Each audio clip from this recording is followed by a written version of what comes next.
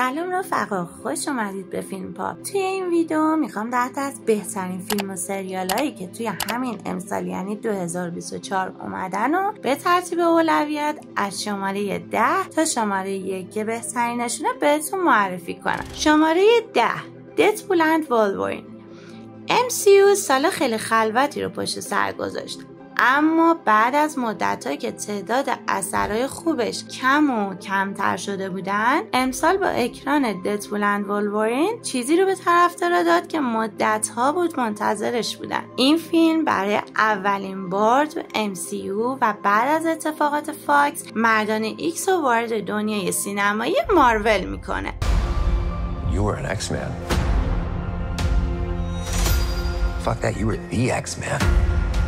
Wolverine. توی این فیلم TVA به ددپول جایی رو در دنیای MCU پیشنهاد میده، اما در عوض ددپول به کمک یکی از وریانت های وولورین سعی میکنه دنیای خودش رو از نابودی نجات بده. یکی از نکات مثبت فیلم کمدیشه که برای من بیشترین تاثیر رو برای آوردنش به این لیست داشت. شماره 9 فیوریوسا.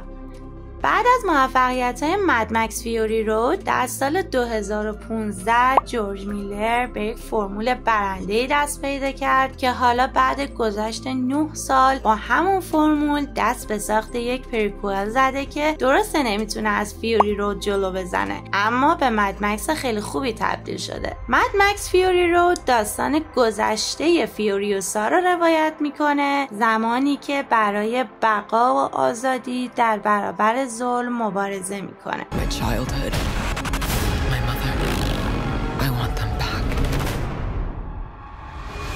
I want them back. این فیلم یک مسیر پر از چالش رو نشون میده که شخصیت فیوریوسا رو به جنگجوی سرسختی تبدیل میکنه که میشناسیم.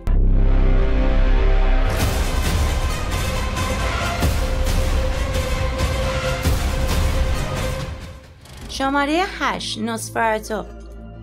رابرت ایگرز که قبلا با ویچ، لایت هاوس و نورسمن خودش رو ثابت کرده بود، این بار با بازسازی یه فیلم خیلی قدیمی برگشته تا یکی از بهترین فیلم های ترسناک 2024 رو بهمون هدیه بده. نوسفراتو همونطور که گفتم بازسازی مدرن یکی از اولین داستانهای خونه‌آشامی تاریخ سینماست که عشق، تاریکی و وحشت رو در هم تنیده. این نسخه با حفظ روح کلاسیک اثر اصلیش یک داستان پرکشش و مرموز رو ارائه میده. در همین حین خواستم بگم که فیلم بعدی رابرت ایگرز هم مشخص شده که قراره درباره گرگینه ها باشه. تصورشو کنید بعد از خونه‌آشاما حالا گرگینه ها، خیلی میتونه خوب بشه.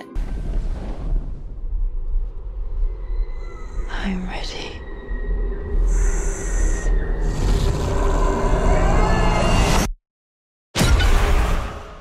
شماره 7 The Substance.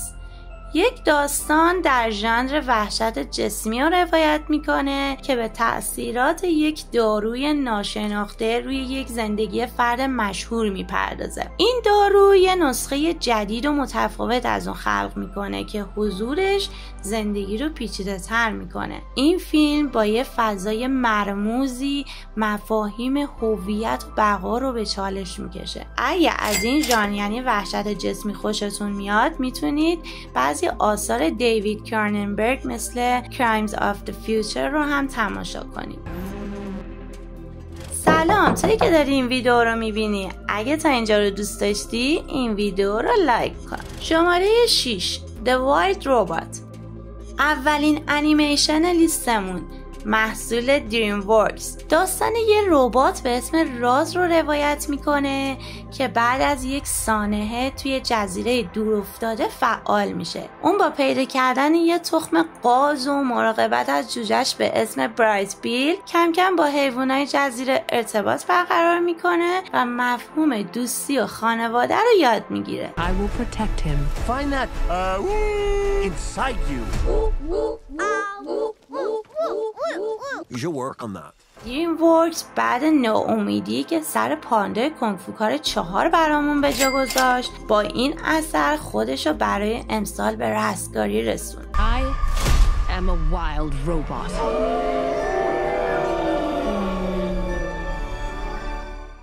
شماره 5 Society of the Snow.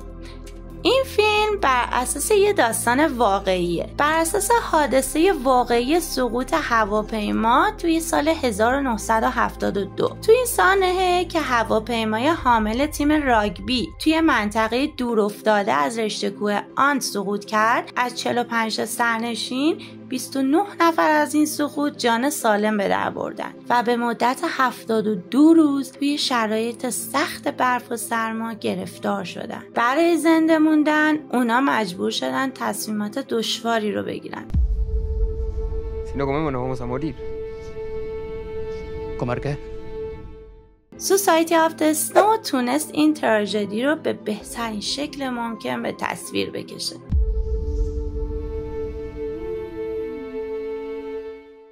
شماره 4 The Zone of Interest.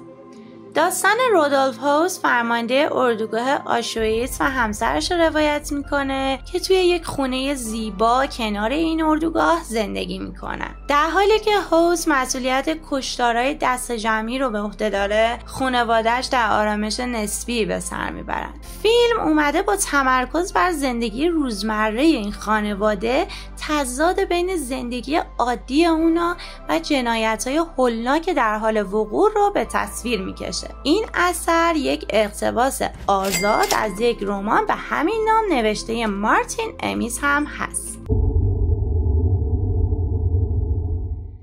شماره 3 Inside Out 2.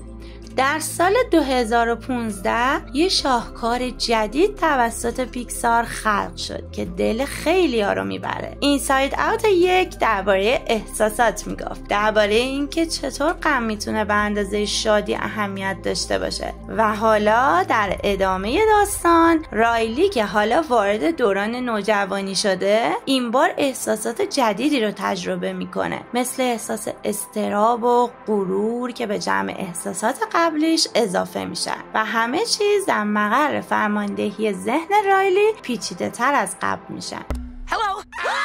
I'm anxiety. Where can I put my stuff? A new emotion. Oh, I'm sorry. We wanted to make such a good first impression.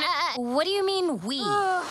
این فیلم اومده چالش‌های جدید رشد و بلوغ رایلی رو روایت میکنه و نشون میده که چطور احساسات توی این دوره بحرانی زندگی با هم تعامل میکنن. شماره 2 Perfect Days.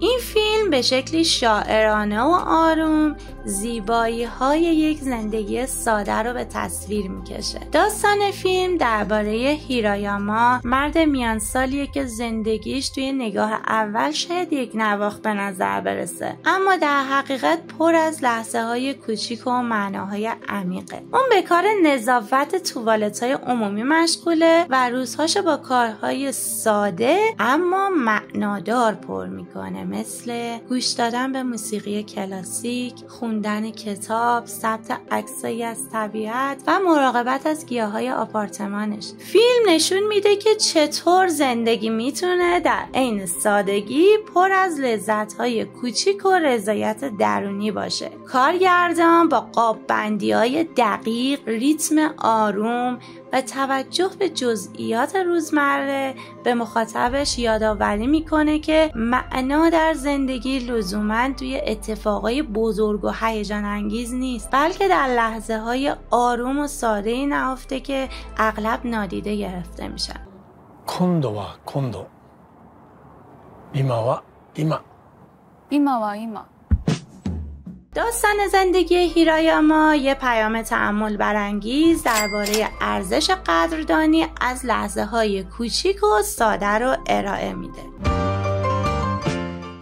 و اما برسیم به شماره 1 دون پارت 2. دنی ویلنوو یکی از اون معدود کارگردانایی تو دوران ما که فیلم‌هایی با ژانر ساینس فیکشن و با کیفیت و ارزش بالا میسازه. مجموعه کتاب‌های دون اثر فرانک هربرت، مجموعه‌ای که خیلی از طرفداراش این عقیده رو داشتن که هرگز امکان ساخت یک اقتباس سینمایی خوب ازش امکان پذیر نیست و خب شاید هم تا مدت‌ها درست فکر می‌کردن. اما در سال 2021 دنی ویلنوف با ساخت اولین پارت دون باعث شد نه تنها آدم‌هایی که هیچ شناختی از دون نداشتن دوستش داشته باشن، بلکه بعضی از طرفدارا هم عقیده قبلیشون رو منتفی بدونن.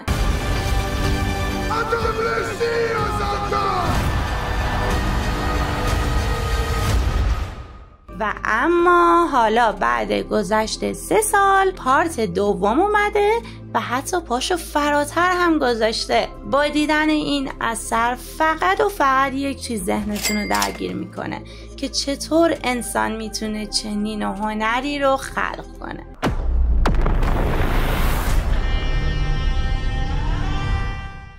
خب اینم از پایان این ویدیو. اگه از این ویدیو خوشتون اومده لطفاً لایک کنید و اگه میخواید بهترین سریال های 2024 و خیلی ویدیوهای سینمایی بیشتر رو ببینید لطفاً کانال ما رو سابسکرایب کنید و ما رو به دوستای عاشق سینماتون معرفی کنید. بدرود تا هفته بعد.